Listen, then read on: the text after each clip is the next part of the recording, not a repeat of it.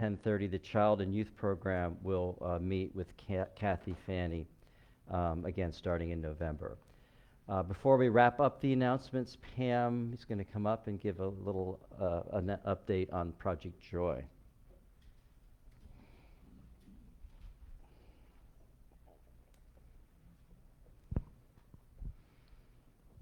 Hi, my name is Pam. I'm the newest member to, what am I doing? Just hold. Okay. I'm the newest member to the Project Joy project. And I'm up here to thank. Here, let me hold it for you. All right, now it's louder. I can be loud though by myself. Okay, so I'm the newest member of Project Joy, and today you were asked to bring contributions, and there were a list of things to bring. And we want to thank all those people that did that, and the people that also gave checks so that Annalie can go out and buy some of the things that are needed. And but wait, if you forgot, and how often have we all forgotten, to do that, you can still contribute. One way is by check, and it's to All-Faith, but then in the bottom put that it's for Project Joy. Or in the next 5 weeks now, there will be continuous contributions out here of different kinds of things. But if it says cocoa and coffee and you have vegetables and whatever, that's fine too. And the list is on the back bulletin board if you wanted to know by week what is due. For next week, it's canned corn, canned green chilies, stewed tomatoes, black or red beans, canned or dried. And we want to thank everyone that it's really a nice amount out there that contributed today, and hopefully you'll contribute it in the next weeks. Thank you.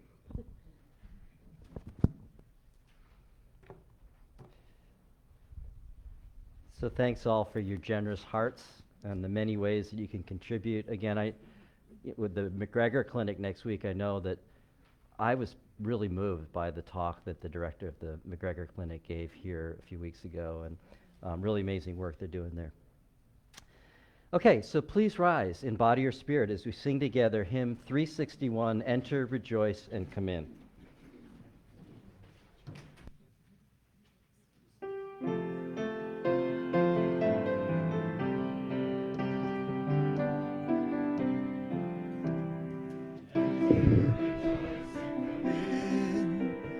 Enter, rejoice, and come in. Today will be a joyful day. Enter, rejoice, and come in. Open your ears to the song. Open your ears to the song. Today will be a joyful day. Enter, rejoice, and come in. Open your hearts, everyone. Open your hearts, everyone. Today will be a joyful day. Enter, rejoice, and come in. Don't be afraid of some change. Don't be afraid of some change. Today will be a joyful day. Enter, rejoice, and come in.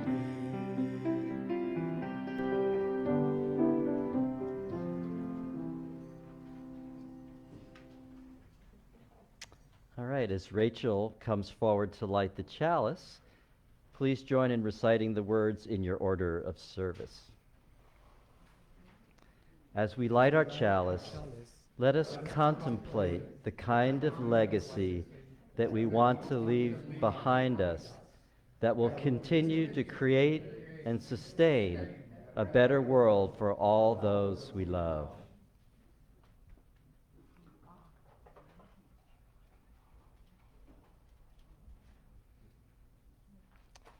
We were hoping Rachel would just magically create a flame to light the... Right.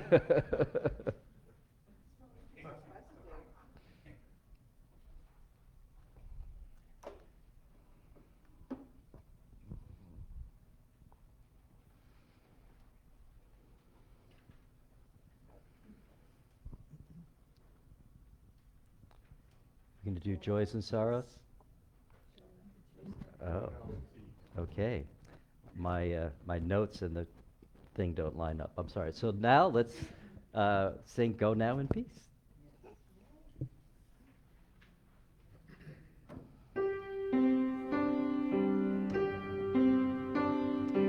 Go now in peace, go now in peace.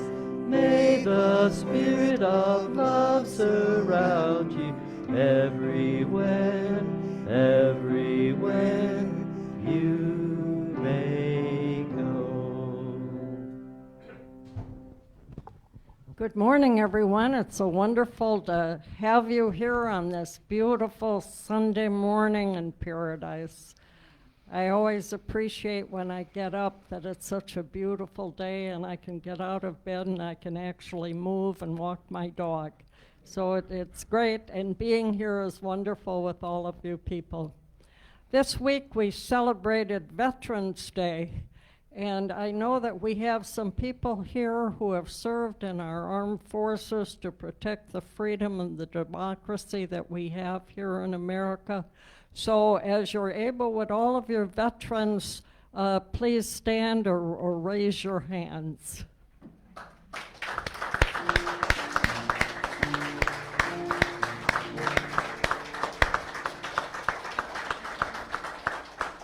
Thank you for your wonderful service and for keeping us safe. And now I invite people to come forward and share with us your joys and sorrows.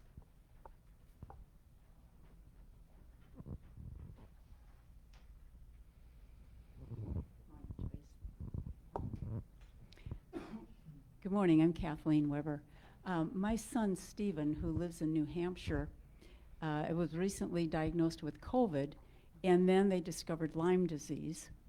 So he's been really feeling very weak and is exhausted, and last time I talked to him he sounded better, but he reported to me that he'd had some very good neighbors. He said, you know, Mom, it's really hard for me to ask for help.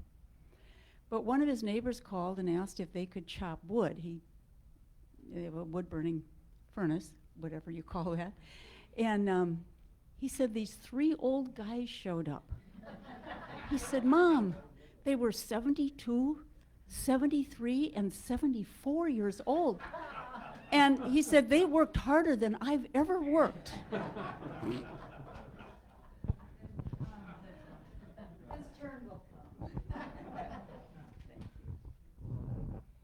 Such young guys.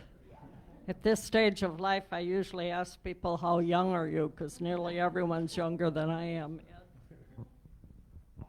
I'm Ed Elrod, and I'm sorry to report that Carol Elrod is back in the hospital again. Yeah, that was my thought too. She showed up with a temperature Thursday morning and Friday morning, and we rushed her off to the hospital, and she has pneumonia. So her temperature has dropped from 102.5 to 97.1, so obviously the antibiotics are working, and I would expect her to come home later on this week, but I know not when.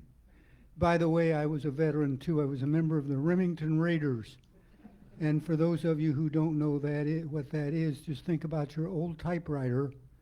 Remington, that was my service in the Army. My most dangerous deal was get my finger caught in the backspace button.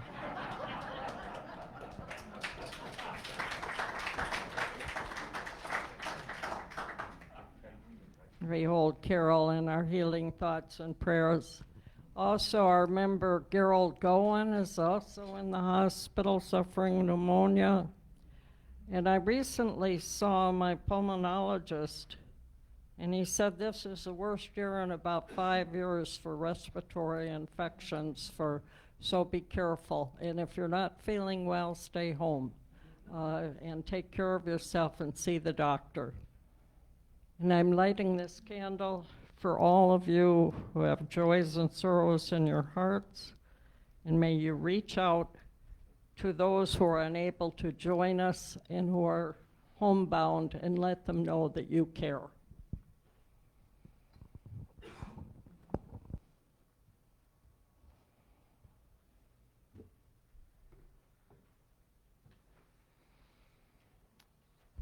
So it's a moment to center ourselves. If you just make yourselves comfortable, close your eyes, take a deep breath, and let's turn our minds and hearts today to today's service and contemplate our blessings.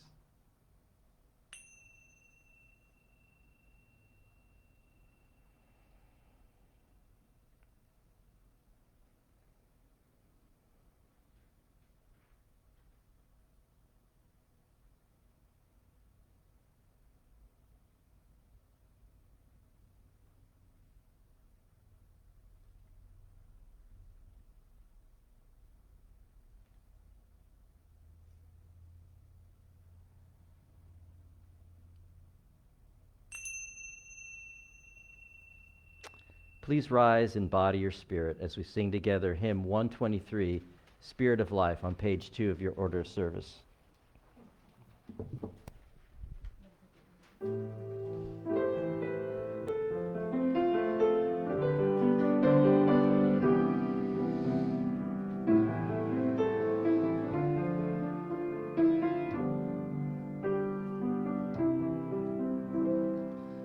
Spirit of life, come unto me.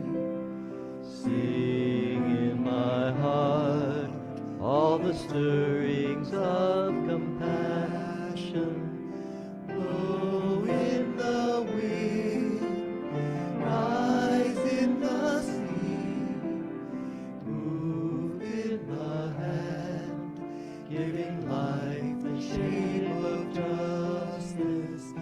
Roots hold me close, wings set me free.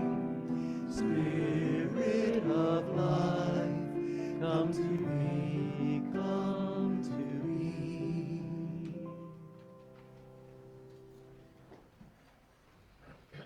Today's service is about legacy.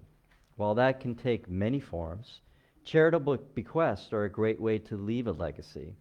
If you've spent your entire life trying to make an impact on the world, leaving money to a charity is yet another way to continue to give even after you pass away. Now we'll have the prelude from Carlos.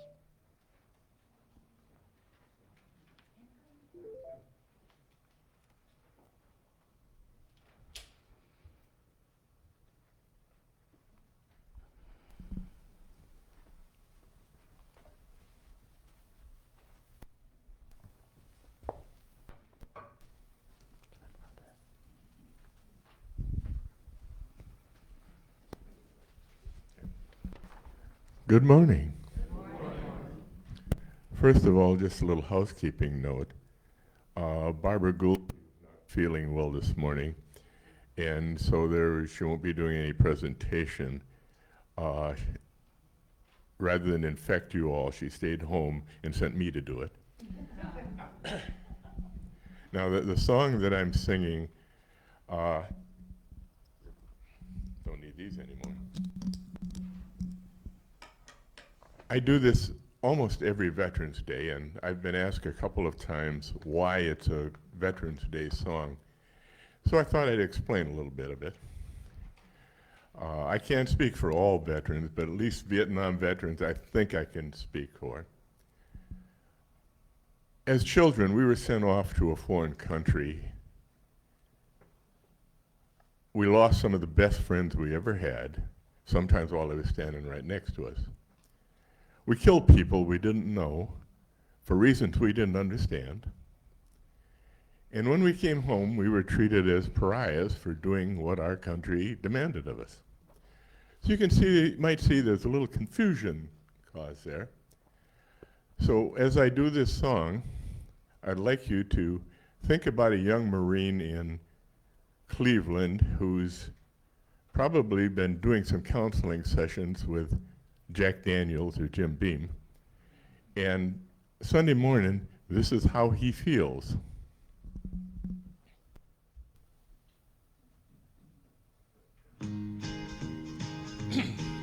Well, I woke up Sunday morning with no way to hold my head that didn't hurt.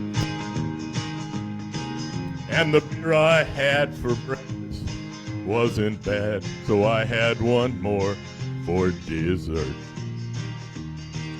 Then I fumbled in my closet, through my clothes, and found my cleanest dirty shirt.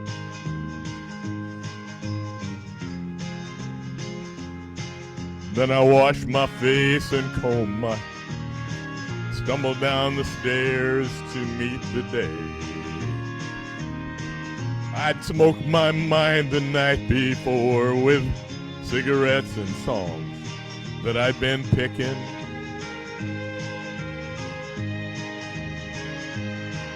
So I lit my first and watched a small kid cussing at a can that he was kicking.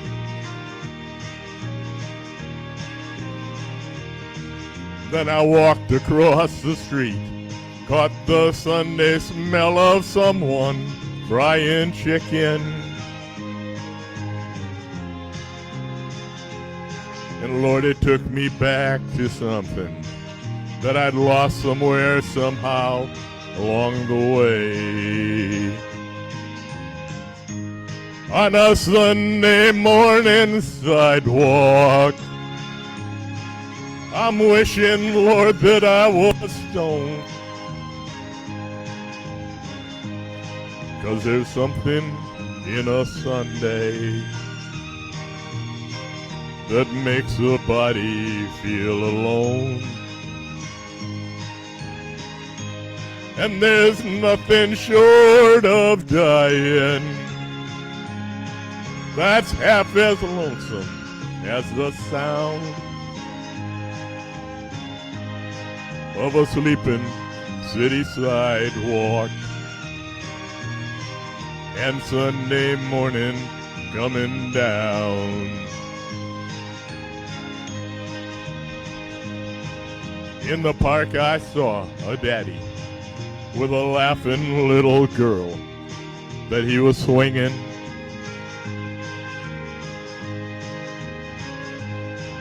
And I sat beside a Sunday school and listened to the songs that they were singing. Then I headed down the street. Somewhere far away a lonely bell was ringing. And it echoed through the canyons like the disappearing dreams of yesterday. On a Sunday morning sidewalk,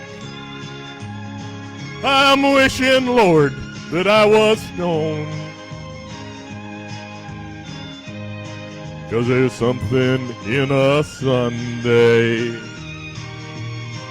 that makes a body feel alone. And there's nothing short of dying that's half as lonesome as the sound of a sleepy city sidewalk. And Sunday morning coming down. Thank you very much.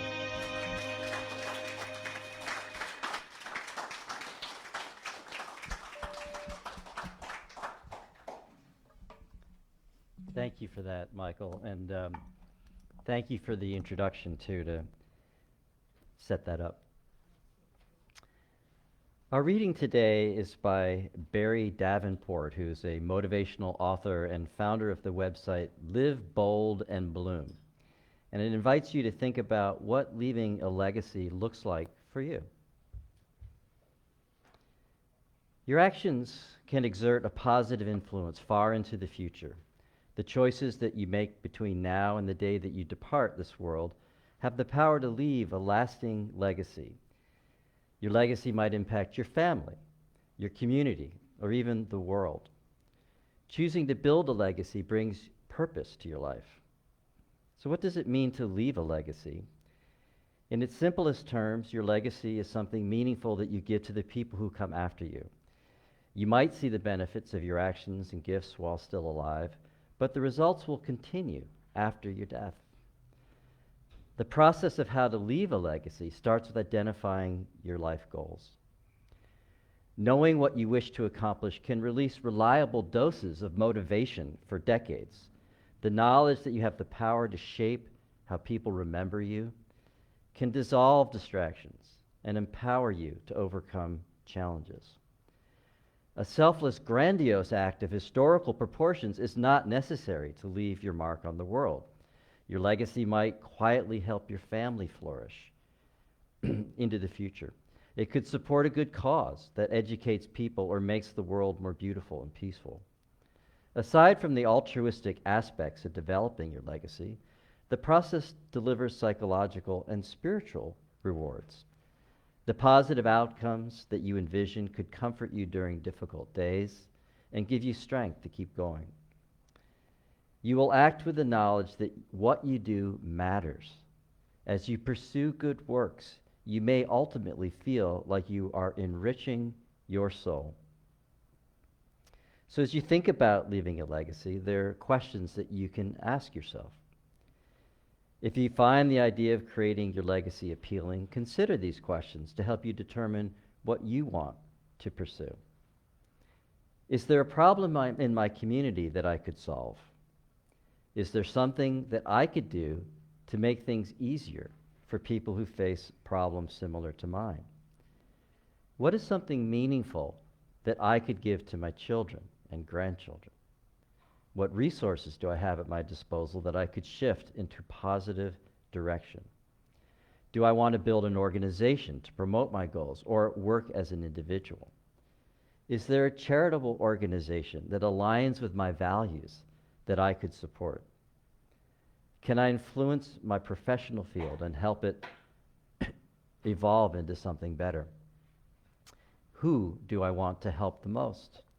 How can I use my experience to help others avoid costly mistakes?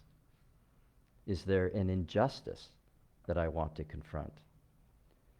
What issue motivates me on a truly passionate level? What can I build that will be sustainable for future generations? So ends the reading. It's never too late to start leaving a legacy that counts. When we look back at our lives, we often ask, what did I help to create?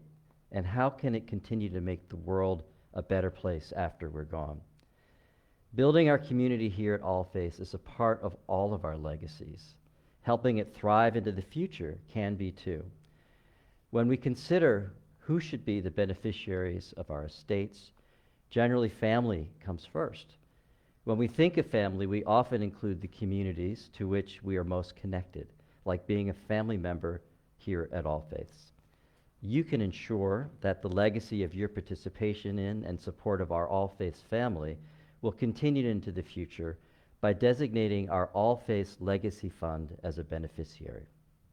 So please rise now in body or spirit as we sing together hymn number 114, Forward Through the Ages, and the words are printed in your order of service.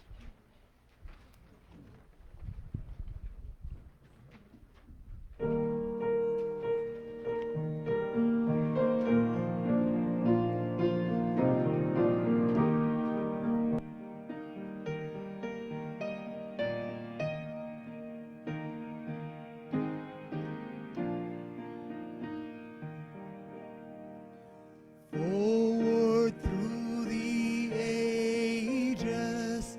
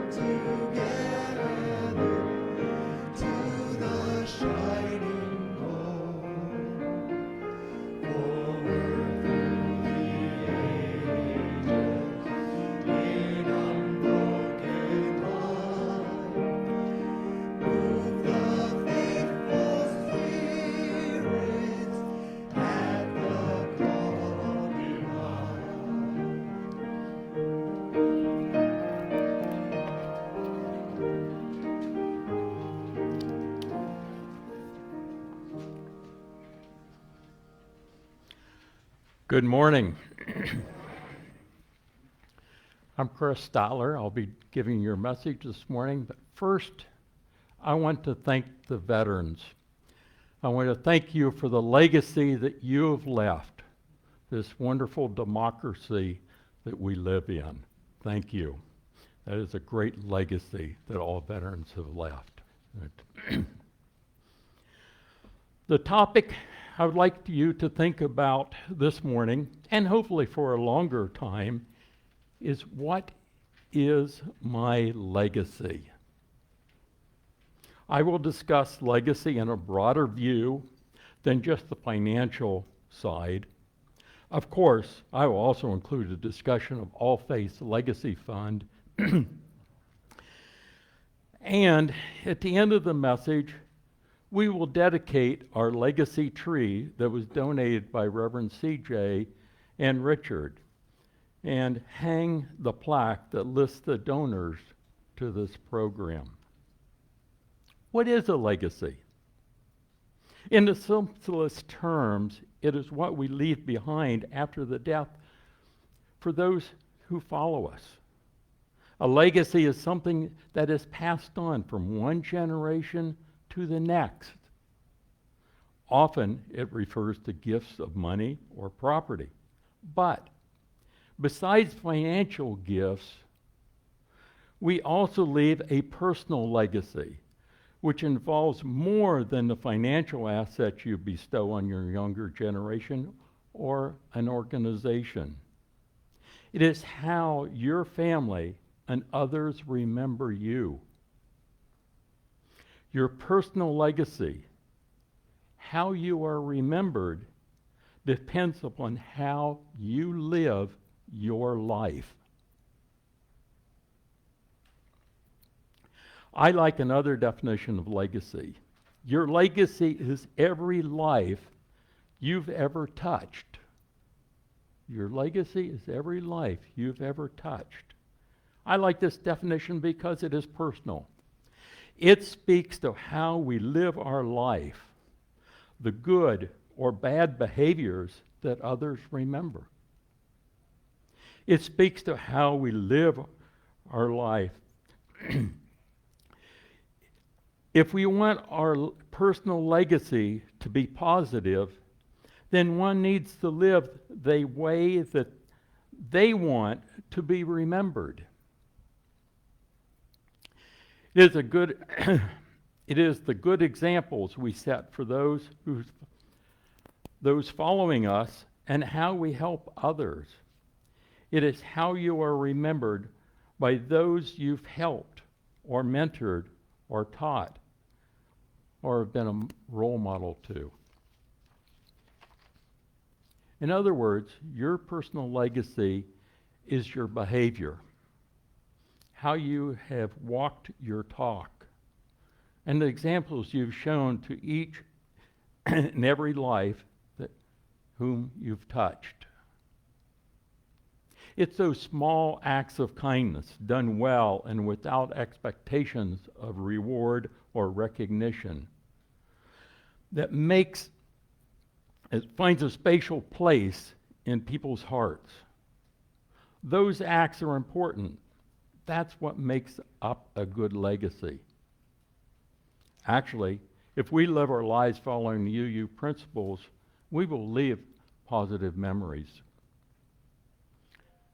Have you thought about your legacy? How you want to be remembered? What are the values you would like to pass on to others? What is very important in your life that you would like to seek to continue and be supported after your death? When I was thinking about these questions, I thought about my parents and the life lessons they left me. They set good moral examples, they worked hard, lived within their means, and they emphasized the family and also valued family vacations. You never heard cussing or derogatory slurs used in our home. Manners were stressed, and we had to eat the proper way, use the utensils properly, because Mom was English, so it meant the English way of doing things.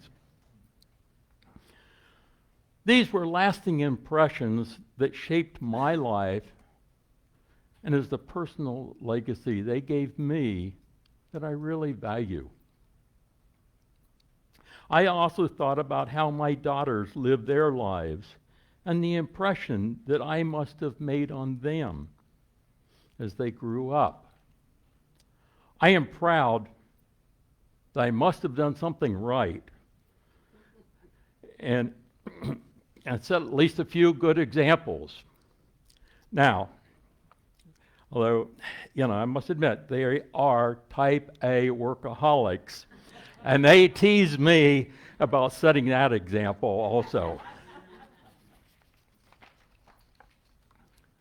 In preparing this presentation, I read some interesting articles about personal legacy and the need to write your personal story as a legacy statement, leaving a statement for your children, grandchildren, or others. It tells them what things you felt were most important in your life, what you valued, and what you considered your important contributions to the community. I never thought about writing those things down before.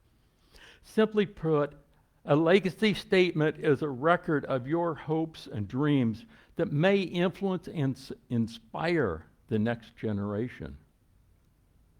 It is not a record of all that you have accomplished, apologies, or a list of failures. It is an account of the things that matter most in your life, the lessons you learned, the values you cherished. In it, describe your faith and how it has impacted your life and decisions. A personal legacy statement identifies what principles and values you felt were most important. It describes the roles you played in life, your family role, work role, roles in the community. All those roles are part of your story, your legacy. As you write your legacy statement, give them personal insights into your heart. Describe meaningful stories from your parents or grandparents that influenced you and your life decisions. Describe what made you laugh, made you sad, made you stop and reflect. Explain significant giving decisions and your spirit of philanthropy and your hope that the next generation will continue. Let the next generation know what you most want others to remember you by, or remember about you. These are just suggestions. There's no perfect template for a legacy statement. Legacy statements are non-binding and can be in any format you want. You can find examples online. But do sign it and date it. Share it now with the next generation. And leave a copy with your important papers such as wills or estate documents. Your life story might be the most important gift you leave to the next generation.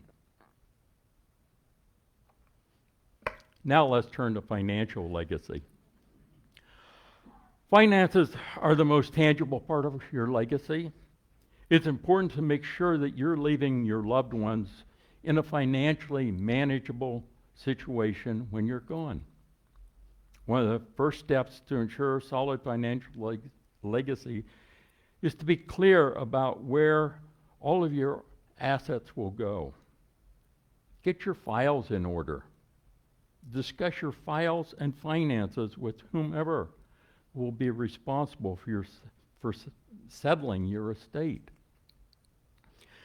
One of the challenges we face today is making sure that that the estate administrator knows the passwords and can get access to your files and accounts. Creating a detailed will or trust documents can help alleviate the stress on loved ones by leaving nothing up to interpretation. In addition to ensuring that your loved ones will be taken care of, also think about what organizations that help you in life and you are passionate about. If you're able, put your finances to good use and make a difference in the lives of others. If there are particular charitable organizations, projects, or causes near and dear to you, make a bequest to them. It is an excellent way to leave a legacy that means something. You'll continue to help others for years to come. Now, Marcia and I will leave about 80%, or at least 80% of our remaining assets to our children. In addition, we examined what else had been particularly important to us. And we decided we should leave a gift to All Faiths, as well as to the Guernsey County Library and possibly some other places. Why these two? All Faith is like family to us. You are our friends, our support group, our inspirational home, and All Faith does great things in this community. We want to see All Faith continue its programs and continue to have a positive influence on the lives of others. We also included the library in the town where Marcia grew up and where we lived before coming Florida residents. The library influenced Marcia as a child in developing her passion for reading and love for books. We also used it a lot while we lived there. We want that library to continue to provide the many services in the community that goes beyond just lending out books. Our financial gifts will help the programs that we feel are important and should continue into the future.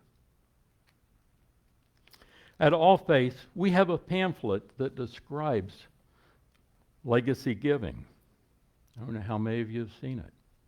On the cover it says, "Who will carry forward the good work of All Faiths in perpetuity?" I hope that you will say, "I will." And you'll be part of continuing our good work. Making a legacy gift to All Faiths can help ensure our ability to continue as a liberal religious experience that we all should cherish. It can enable growth and help ensure the sustainability of this beloved community. It can enable growth and help ensure, excuse me, I repeated that, assure that our beloved community continues.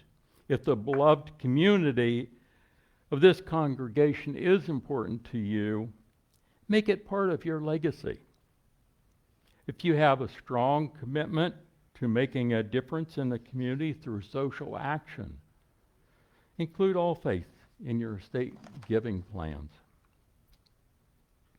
So what happens to a legacy gift that is given to All Faiths?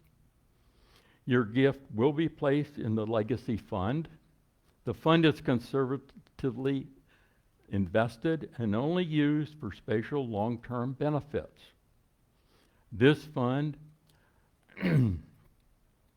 is not used for regular operations. Once the legacy fund reaches a certain size, many churches use the interest from the fund for expanding ongoing programs such as social outreach activities.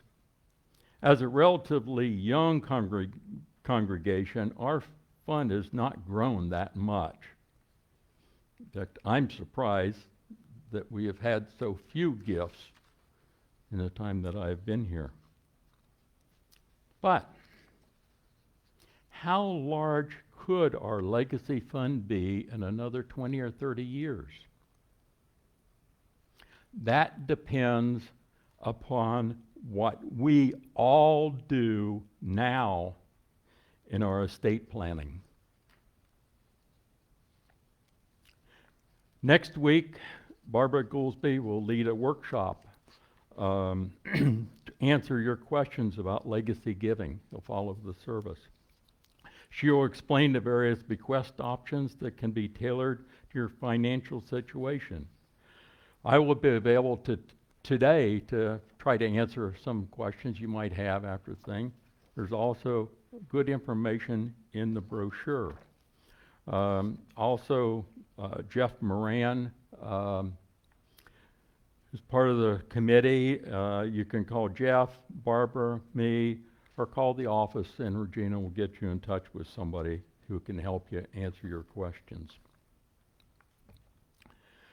Please join us and other members of this congregation in naming all faiths in your estate plans. I hope this presentation encourages you to act and make a commitment to grow our legacy fund. To date, there have only been 6 members who have left bequests or legacy gifts. We want to honor them and all future gifts. Reverend C.J. McGregor and Richard Keelan donated a legacy tree. It's hanging in the back in the community room that we are dedicating today. At this time, I would like Marge Galbo, as chair of the board of directors and our congregation, to come forward.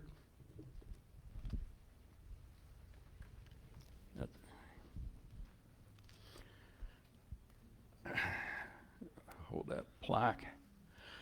This plaque has the names of those that have made the gifts.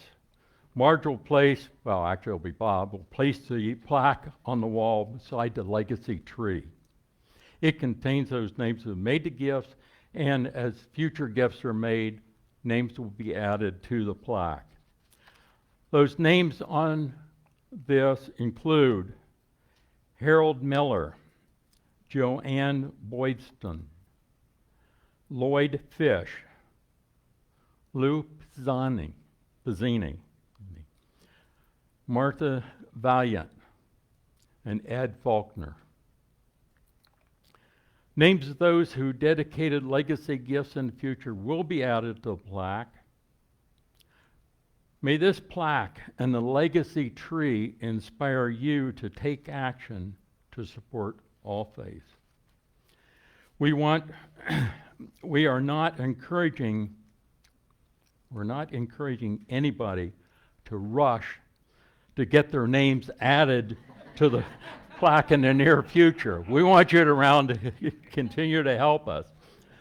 But we do encourage you to take the steps necessary for your legacy to be included, to include all faiths in that legacy before it is too late. May it be so. Amen.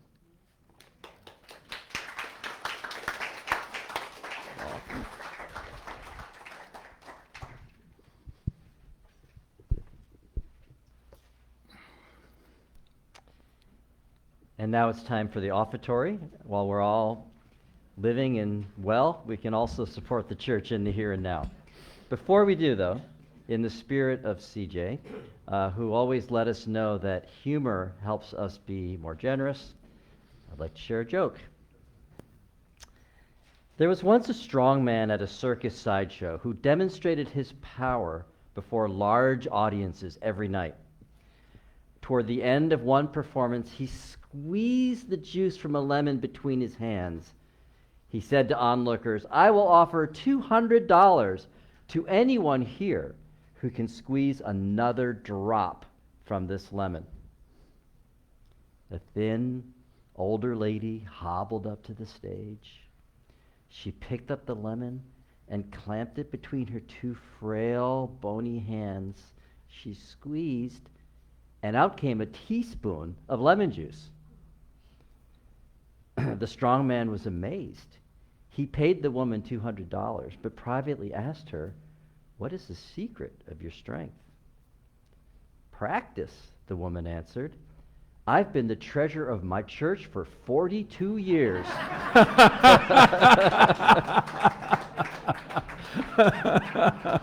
If you'd like to contribute to All Faiths to support our services, you can mail your checks or visit our website at www.allfaiths.org. Our morning offering will now be taken.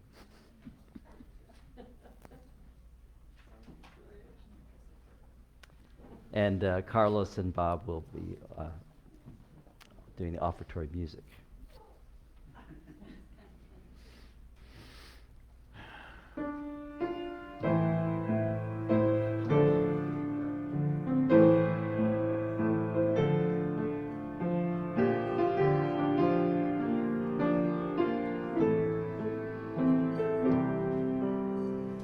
The world needs now is love, sweet love, not for just some, but for everyone.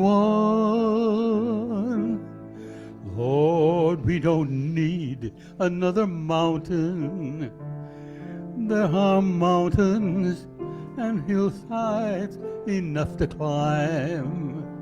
There are oceans and rivers enough to cross. What the world needs now to have a love with, not the five, but without the to come. Everyone. I'm lost. Let's try it. Lord, we don't need. Lord, we now is love, sweet love. It's the only thing that says just too little love. What the world needs now is love, sweet love. Not just for some, but for everyone. Lord, we don't need another meadow. There are cornfields and wheat fields enough to grow. There are sunbeams and moonbeams enough to shine. Oh, listen, Lord, if you want to know what the world needs now is love, sweet love. It's the only thing that there's just too little of. What the world needs now is love, sweet love. Not just for some, but for everyone. Not for Needs just now is love, sweet love. Is the only thing that there's just too little of. What the world needs now is love, sweet love. It's Not the just only for thing some, that but for everyone. Just for everyone.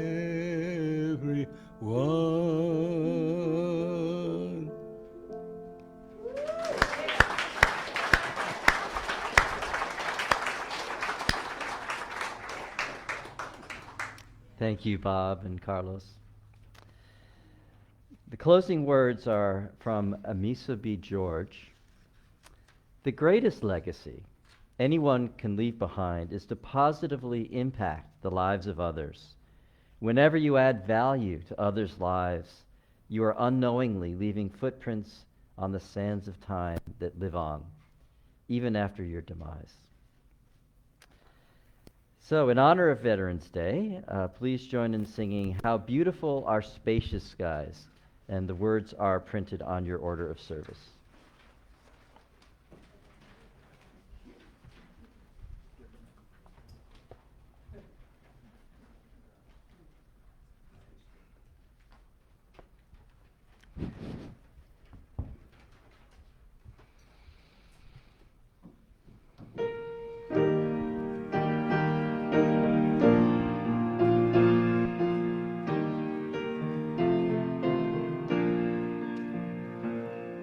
How beautiful are spacious skies, our amber winds of grain, our purple mountains as they rise above the fruited plain.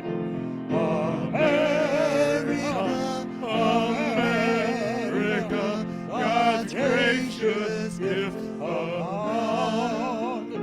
and more we're grateful for life's bounty all around.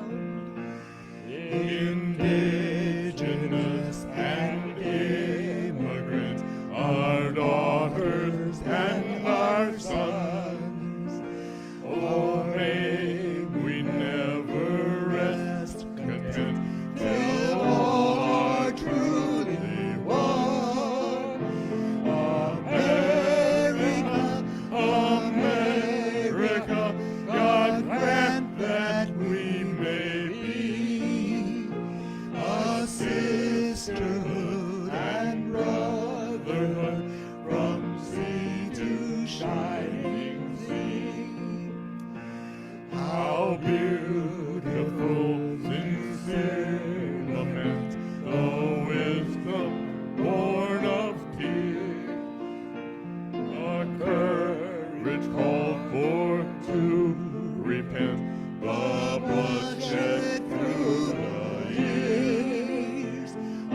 America, America, God grant that we may be a nation blessed with none oppressed, true land of liberty. How beautiful new continents and islands in the sea that dream of peace, non-violence, all people living free. America, America, God grant that we may be a hemisphere where people here all live in harmony.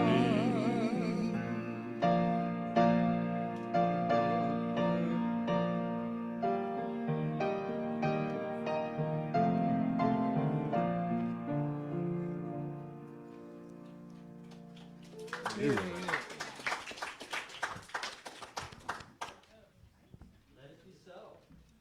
We thank Chris Stotler for his important message today. Chris, we thank Carlos and Bob and Michael for the wonderful music.